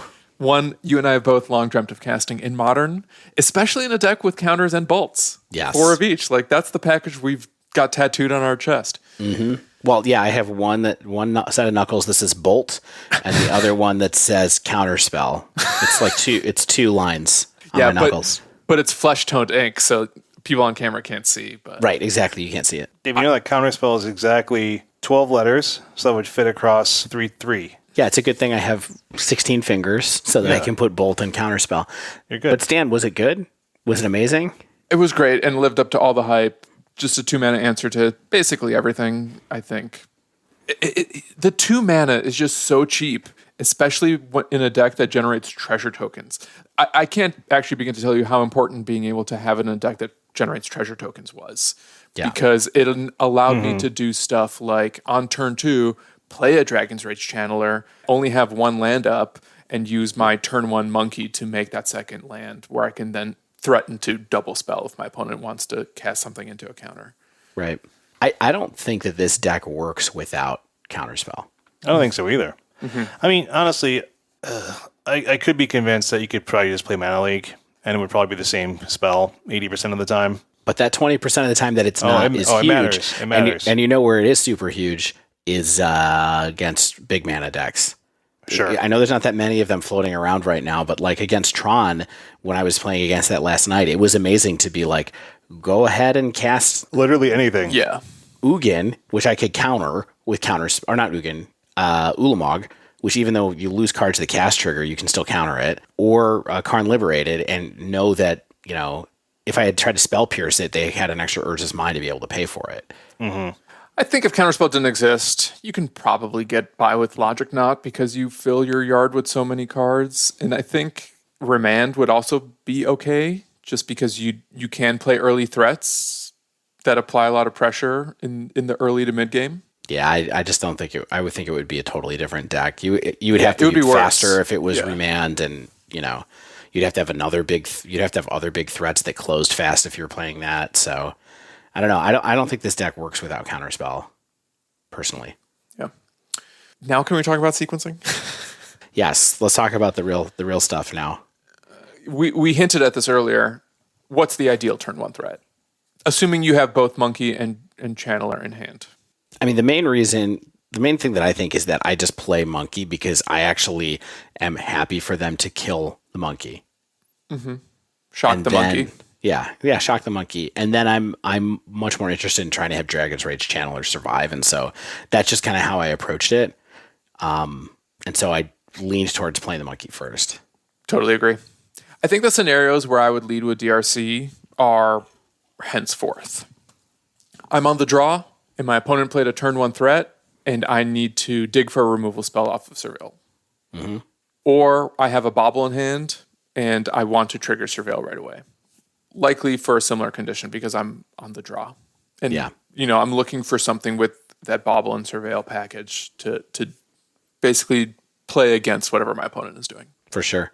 I mean, for me, a lot of times it was looking for lands. When I had a sketchy keep and was like, okay, I need to play Channeler, Bauble, try to surveil into a land, see what happens. Yeah, I mean, likewise, you make a great point, Dave. Like, I think it makes your bad keeps a little better, potentially. Dragon's Rage Channeler does. But also, for sure. And also, like, if you're digging for sideboard cards, like maybe post-board and you kept monkeys in your deck and you didn't have a sideboard card in your opening hand, I could see an argument for leading with Dragon Rage Channeler because it'll actually help you find, that artifact hate a little faster. Yeah, I totally agree. On the play, especially game one, I think monkey's almost always the correct early play, just because it can be both a lightning rod or it kind of just runs away with the game on its own. Yeah, it's absurd. Okay, so what else do you have in mind as far as sequencing goes? So we talked about the turn one threat idea. Mm-hmm. I mean, we talked about whether or not it's okay to turn off Delirium to make your Murktide Regent bigger. I don't think there's anything left to say about that. What about whether, if you're not going to play a threat and you have Serum Visions or Thought Scour to play, which one do you do? What scenarios do you do those? I think it depends on what else is in your hand. If you have a Delirium or a Regent in your hand, I would go for the Thought Scour so I can turbo out one of those graveyard payoff cards. If I don't have any threats or don't have, any action that's specific toward the game, that's when I would probably lead with the Serum Visions because that's the card that'll actually help me find something specific. Mm-hmm. I think if I'm on the play, Serum Visions more often because I have the chance to double spell the next turn more frequently without having to have interaction up. You know what I mean? Like I get to have someone have their second turn when I have 2 mana instead of having their third turn. Because, with the third turn, you have to watch out for like Cascade cards and lots of other stuff. So I might take the slower path if I'm on the play in that sense. I also think that Serum Visions, as always, has been better when you, again, have a sketchy keep and you're like, I really need a land is what I really need just to make sure I draw another land. So if you keep a 2-lander and you're like, I really want to make sure I get to my third one, then I would start digging with Serum Visions right off the bat because Thought Scour doesn't really help you get there with any kind of strategy. It's just a raw, I get an extra draw. Maybe it'll be a land.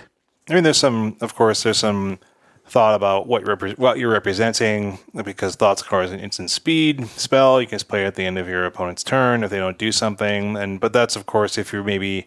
in this deck, if you do have Spell Pierce, you can represent Spell Pierce quite nicely. You don't even have to have 2 blue mana representing Counterspell, so that's an advantage there. I think, of course, it's situational, but Serum Visions, because it's a sorcery, this is me talking about all the blue cantrips I've cast in my life. Yeah, you're so well known, so on brand for you. I think maybe because I play them less, maybe it's just like here's my newbie take on them, and again maybe it's the wrong one. It's just like Serum Visions has like the lowest power in the vacuum for me a lot of times, especially in this deck, and it's almost just like let's get the max value out of it, and it's probably earliest down in the game. I think that's great. Actually, I think that's a really good point because it is one of the weakest cards in the deck, if not the.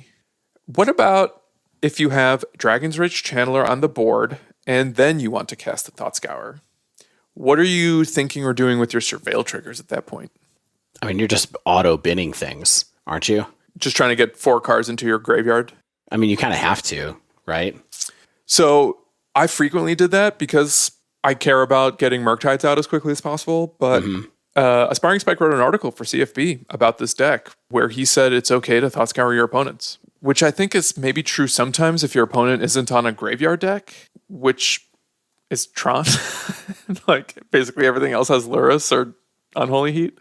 I mean, there's lots of reasons to like Thought Scour your opponent, right? Because a lot of times people are stacking the top of their deck with different effects, right? And so that's the main thing I would be looking at, whether that's when they cast their own cantrip or their own spell that scries and they put something on top, whether, then you Thought Scouring them in response to that is awesome.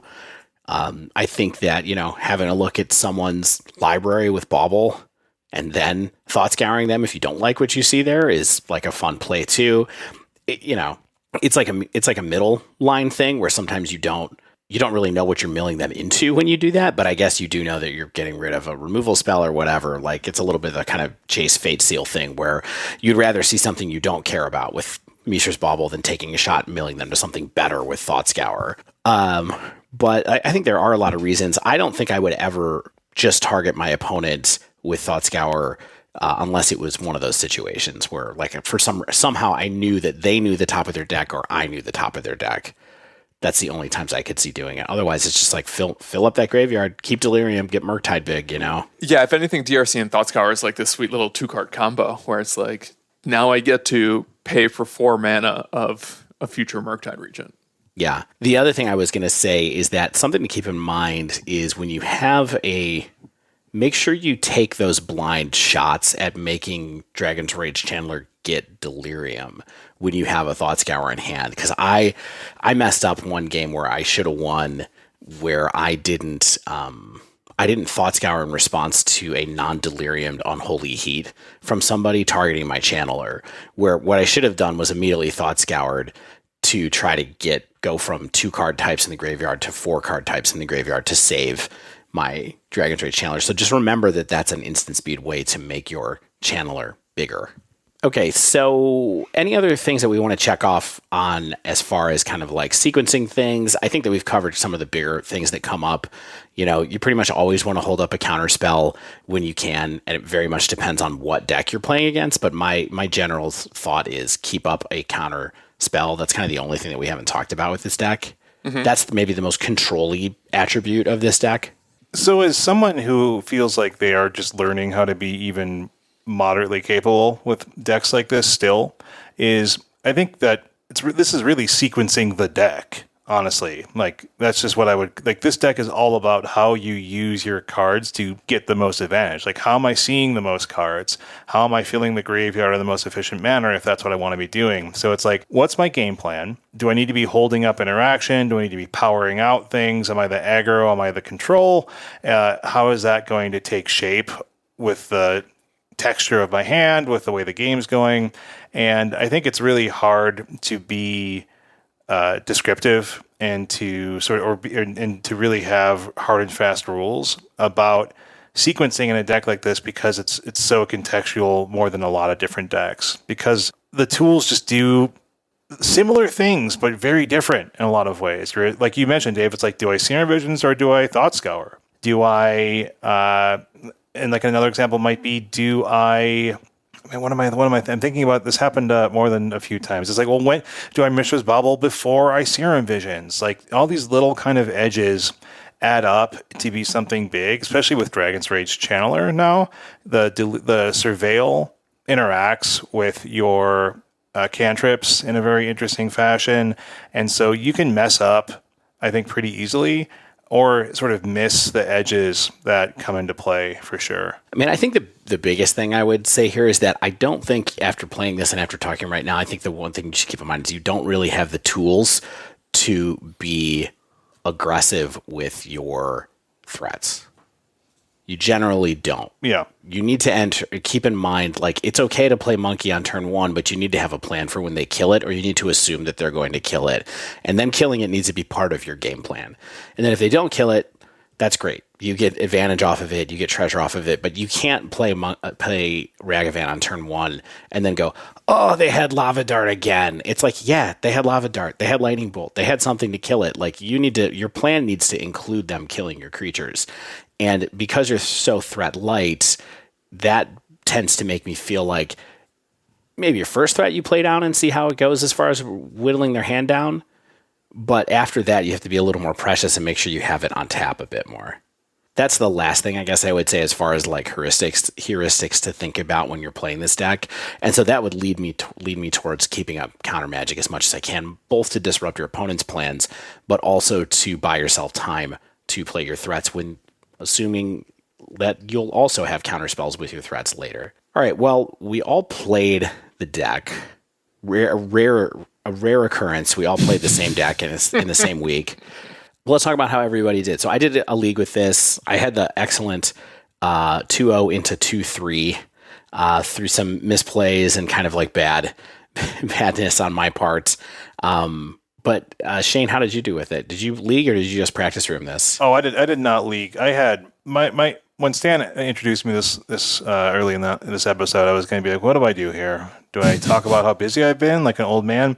But yeah, my week and weekend were bonkers. So I just crammed. I crammed some like tournament practice room games, and I think I played like 4 in matches, and I definitely felt the power of the deck. It felt great. I lost when I should have lost, and I won when I should have won. And I think that it feels, a lot of times people will say, I feel like I'm playing a different format. Like I feel like and I didn't feel quite like that, but I did feel like it was dang good. But our boy Stan has been doing quite well, I think. Now, Stan did write all these show notes and has been playing the deck the most. He and I played it against each other in paper. I won 1 match. He won 1 match. I was on Blue-Red Prowess, of course. Mm-hmm. But Stan, in the E-World, how's it been going playing Murktide? I'm really grateful for that match against you on Prowess because it taught me how to navigate that matchup.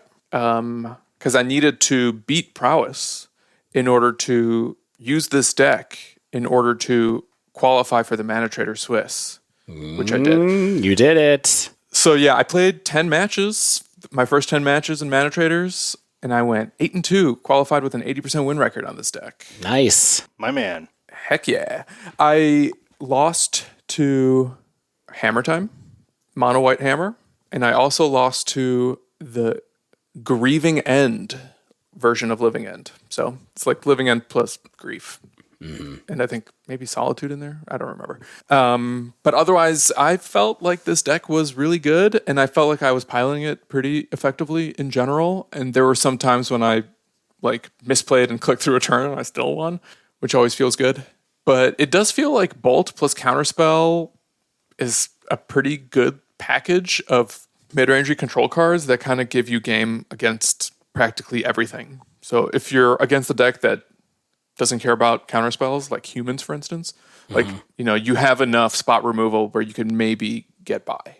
I will say, I think that was the toughest matchup that I faced in the league that I played last night. I played against Jeskai Humans, and it just shredded me because they did the thing that humans gets to do. And this is one of those things that makes me think that this deck, not that it won't be on the top for very long, but that it won't be oppressively on the top, because I do think that there are strategies that work well against it, because them going Vile, turn 1 Vile into like a couple of 1-drops, and then the next turn playing Reflecting Mage on my Murktide Regent, that was hard. That was tough to keep up with. And then they're suddenly attacking with 3 4/4s into a board where I just have a 1/1. Like, it's not gonna work, unfortunately. So it felt a little bit like that kind of deck is possibly good against this deck. And so I would keep an eye on that if you are playing this deck, to keep in mind you need to have a good plan against those kind of like wide creature decks like that. Yeah.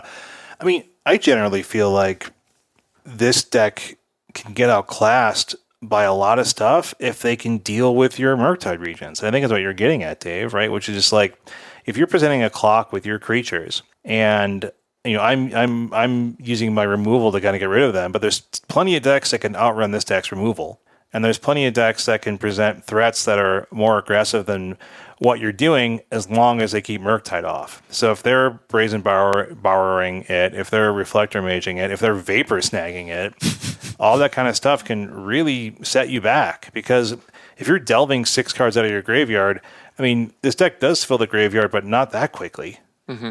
I will say, with regards to humans or any unfavorable matchup, most unfavorable matchups, I think blue-red control, Blue Moon, if you will, has a storied history in Modern, and has kind of proven time and again that it can be reshaped to deal with almost any metagame. Mm-hmm.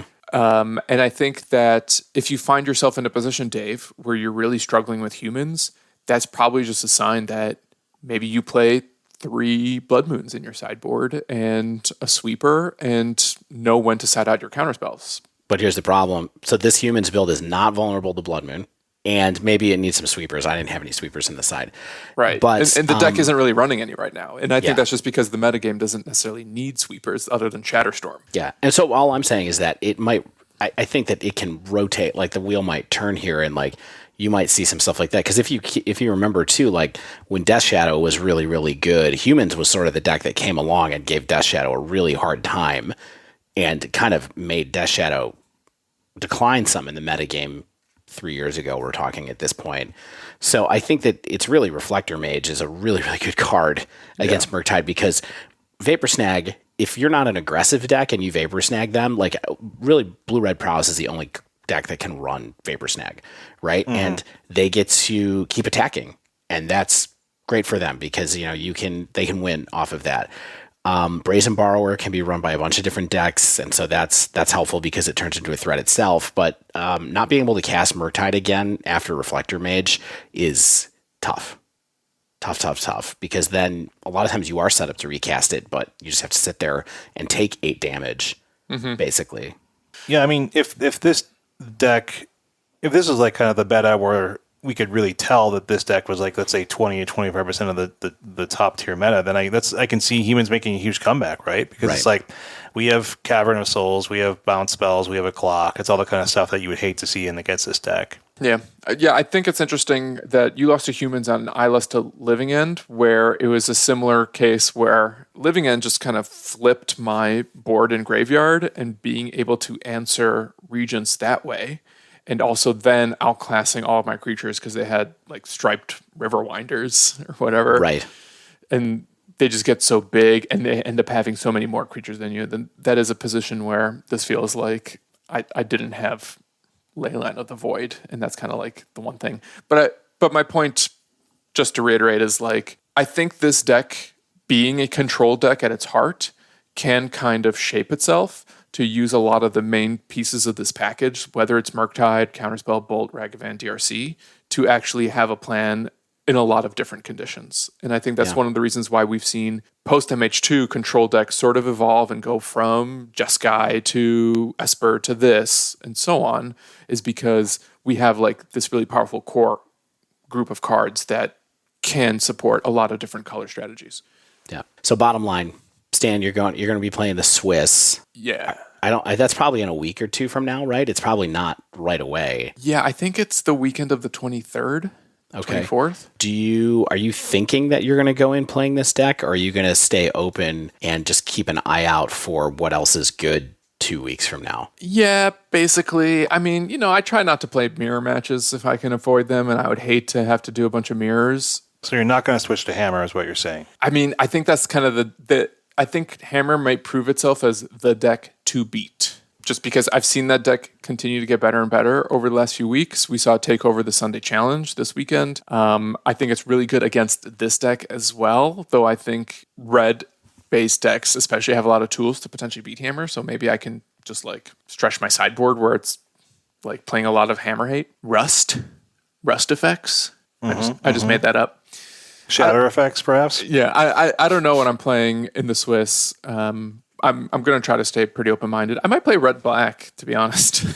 Well, I mean, I think that's an indication, though, of what you think about this deck deep down, though, right? It's like, it's a good deck, but you don't feel like it, like Shane was saying, you don't feel like you're playing a different game right now. You're going to stay open and think about it the next couple of weeks. It's not like maybe last year, I think last year when you're thinking about preparing for big online tournaments or whatever, where you're like, I'm going to do Ponza, and I'm going to do Ponza in the qualifier. I'm going to do Ponza in the Swiss, like whatever, like I'm Ponza right now. I think it's the best deck or whatever, but I mean, that's a different format. It's a format that was just way more established, right? Yeah. And we're still in flux. Like the best Izzet deck next week might have floaty skull thing, whatever its name is. Flame skull? Demilich, yeah, right? It might have Demilich, the fake floating skull. Yeah, I'm going to see if there's any new Beholder decks post D&D. I really like the Beholders. And just going to pivot to 5-color elementals. Why not? I should probably play Living End because I think that's the other deck that people might be sleeping on. We'll see. Anything else to say about how to play against this deck? We touched on Graveyard Hate. We touched on Terminate. We've been losing to Humans and Hammertime. Play Path, play Bounce. Stop relying on Prismatic Ending. And it's sweet, but, sometimes the classics are classics for reasons. Deck was good. Thank you guys for joining me in this journey. I love Blue-Red Control. I'm thrilled that it's so good right now, and that we all, I think, had a fun time playing with it. Yeah, it's great. Yeah, I would play it again for sure. I mean, I bought the cards for it, so I have the Murktide Regents. I think are in my mailbox right now. Whew. Big spenders, Modern Horizons 2. Sorry. That's a game we play. I do own this deck and paper as well. I actually played it at the LGS, which was fun, and I lost some matches just because I forgot how to play in paper. Like, there's so many like muscle memory and reflexes and physical nuances that I completely forgot about. Absolutely. But it was nice to look at other people's trade binders. Until then, that wraps up this week's show. If you haven't yet, make sure you subscribe to our podcast so you get the latest episodes as soon as they come out. And if you use Apple Podcasts, please leave us a rating and review. If you'd like to submit a question to the podcast or just reach out, say hello, you can tweet us at The Dive Down, all one word, or email thedivedown@gmail.com. You can tell me what I should play in the Mana Trader Swiss. If you'd like to support the show, you can join our Patreon at patreon.com/thedivedown.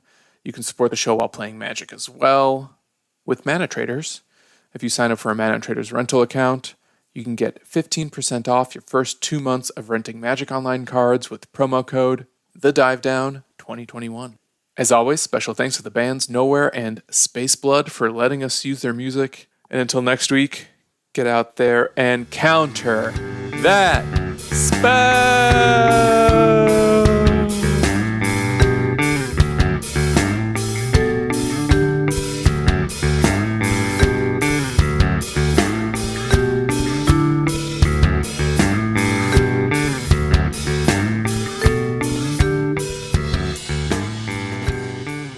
They're all sold out. No one has Katakis.